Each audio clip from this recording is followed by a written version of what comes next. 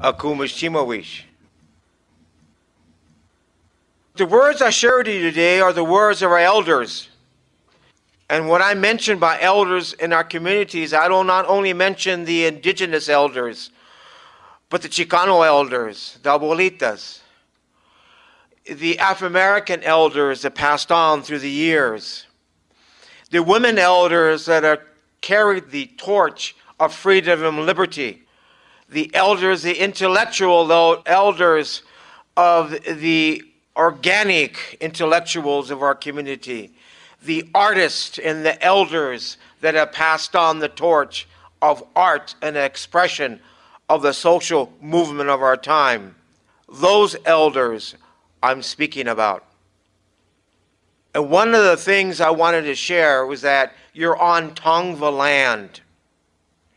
You're on Tongva land. You're on the land in which the first people, and right here in this vicinity, is the village of Ya. And what's so important about Ya? The importance about it is that the Spaniards, and therefore, and also the Mexicans, use a village not too far from here, walking distance, we call it now the Placita, in order to set ground, in order to set a military installation, in order to conquer the people of this territory. But one secret, they didn't exterminate the Tongva, so we recognize them. One of the things that I want to bring home to everybody, freedom, and freedom is an inside job. Freedom is what you think of it, what you make of it, what you live it, what you breathe. It is based on this notion of this capitalism. But this capitalism is an illusion. It's about not taking the land back. That's important. But it's about embracing the land, embracing the first people, embracing it as you would your sister or your brother, your young person, young people. Embrace it. It will give you that nourishment and that direction. Never stop embracing it. Embracing the land, like my father used to say, about embracing the spirit of the plant, animal, and insect life. These things are a natural right. Beyond any right, it's your natural right as human beings. You are all tribal peoples. You have your origin. Look at that origin and understand the origin of the Tongva and all the native people, indigenous people.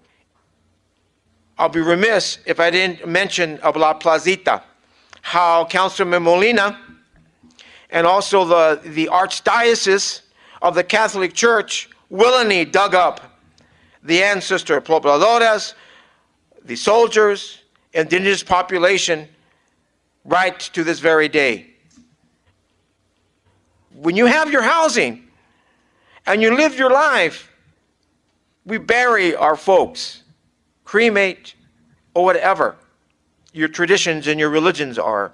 And we always say, rest in peace. The indigenous population are the only people that never rest in peace, not even in the grave. Capitalism is dead. And mind you, Wall Street is the biggest casino of the world. And they're dealing with your money. The government is a poker player. And you are the chips. This illusion is as powerful as you give it. Because it is something powerful. The empire is something powerful with the military courts and their systems. But you know what's more powerful than that? And we can see that earthquake in Japan, what it does. The natural world is more powerful. And that thought, you are second to the most powerful thing on the face of the earth. Look at what's going on in North Africa. Look what's going on in South America, Central America.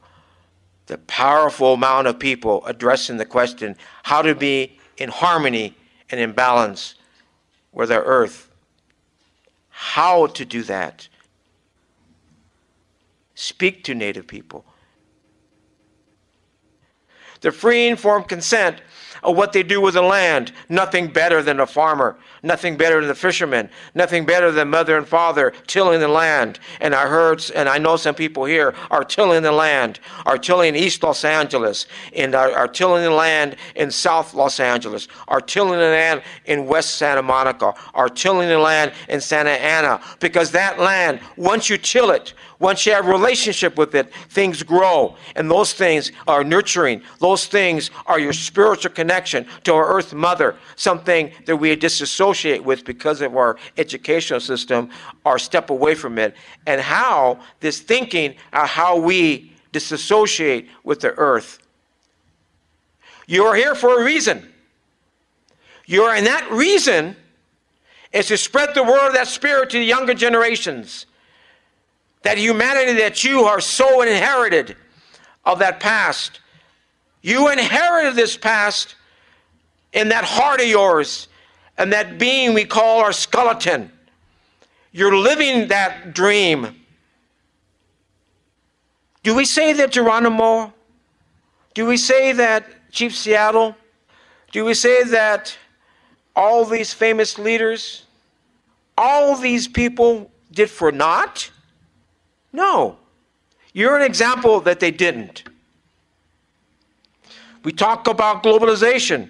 You talk about this word of capitalism. People really don't know what that is. You feel the effects, but what is that? We don't know what that is. Let's study it some more. Let's look at it as the questions of indigenous peoples in relationship, how the United States has grown. Let's look at the land.